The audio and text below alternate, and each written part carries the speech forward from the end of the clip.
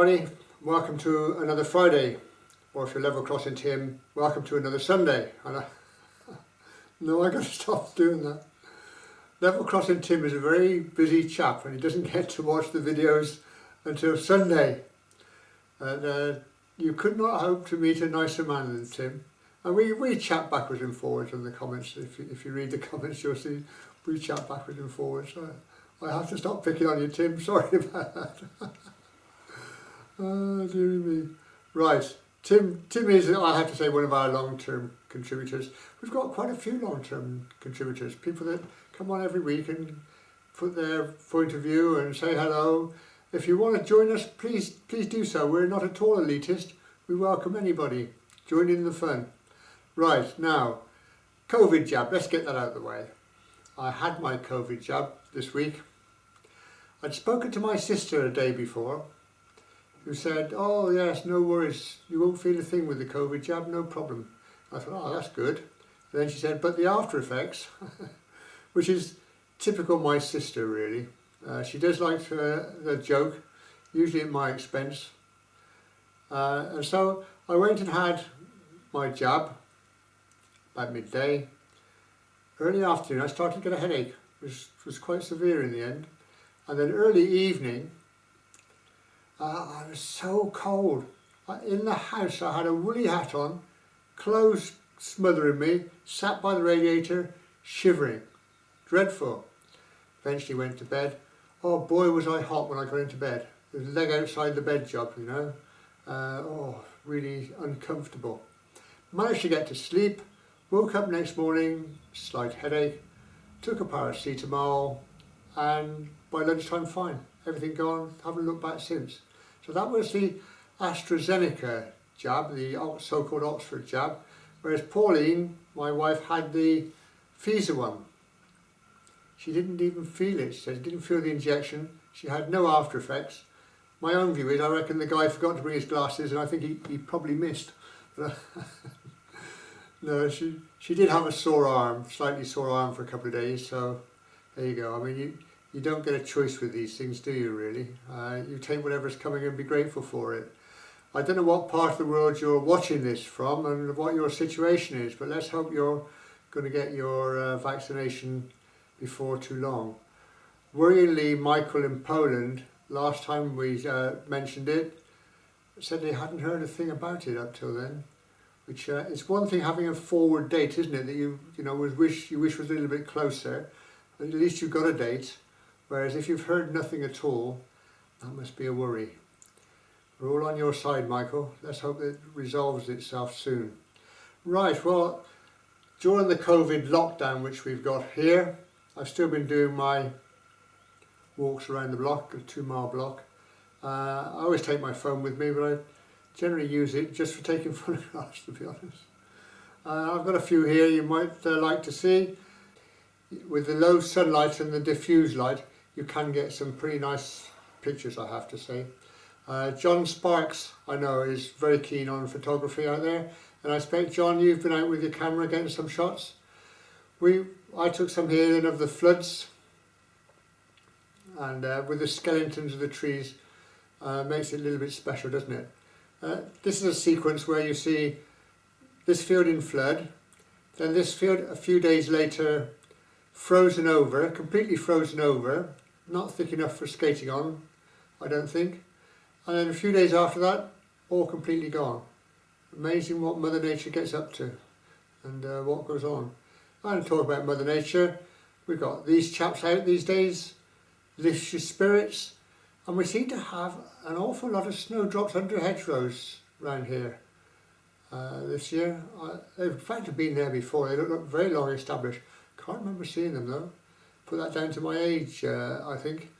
Okay, moving on. Last week's video. Now, I was contacted by Nigel, who is a train driver, who was quite concerned about me filming near a live railway. And yeah, Nigel, yeah, you're absolutely right. I would hate to be encouraging people to do it. I have to say, I'll only do it near an official railway crossing. So it's a pedestrian crossing on the railway. I only ever film from there. Very often some of the shots that might look slightly risky, including the one in my introduction, where the camera was actually on a tripod, so I wasn't near the camera at the time. So if I can put it on a tripod, I will. If not, I try and hide behind some piece of infrastructure where I feel safe, and I generally will acknowledge the driver. I know the drivers do worry about people by the side of the rail, so I generally acknowledge so that they know I've seen him and they know I don't pose a threat of any sort. So, yeah, Nigel, very true, very true. These trains go so damn fast. They're miles away, it seems, 1 minute, and then they're past you the next. You have to be so careful. Sharon Idle pointed out that putting coins on the rail, and I think I did suggest that that wasn't a good thing to do these days. But Sharon raises a point, especially in southern England, they still have quite a few third rails, an electrified rail, and you put a coin on there and you're not around, going to be around for much longer.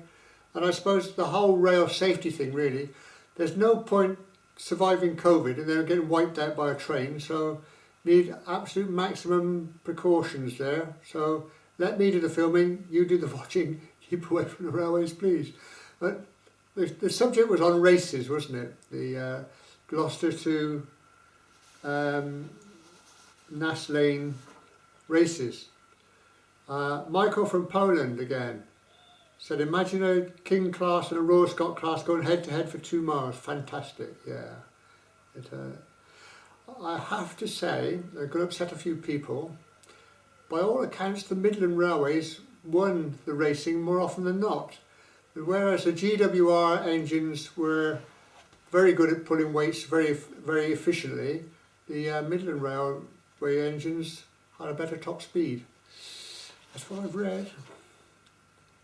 Now George Tarrant said he believed that the Kemble to Gloucester railcar shuttle service that ran in the 1950s and 60s used to slow down near Standish Junction and wait for enough Midland Express so they could race it to Gloucester. Boys will be boys. Now Andrew Merriman sent in a comment. Now you might like to read this one.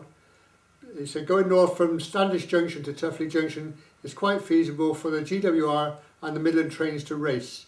And then he gives us quite a lot of information about the signalling in the area. Obviously, Andrew is a railwayman, I would guess. And if you want to read his comments, he works out all the pros and cons for the signalman, what would happen, what wouldn't happen. And apparently, one thing he says is that the Midland and Rail and GWR didn't have any crossovers.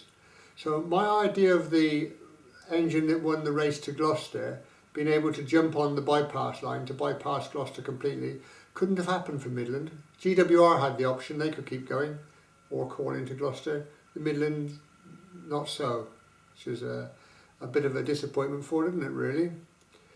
Right, now, next week, we're sticking with more or less the same area. We've talked about the Standish Junction where the GWR line from London met up with the Midland Junction from Bristol. Does that work out right? We've got 2 junctions in there. There's only 1 junction. And I went to look to see if I could find that junction. Never been there before, not read anything about it, didn't know whether any access, didn't know how close we could get, didn't know what the chances of filming are. So, I mean, you get the picture. We did go and have a look at a Stonehouse station while we were there. We were next door.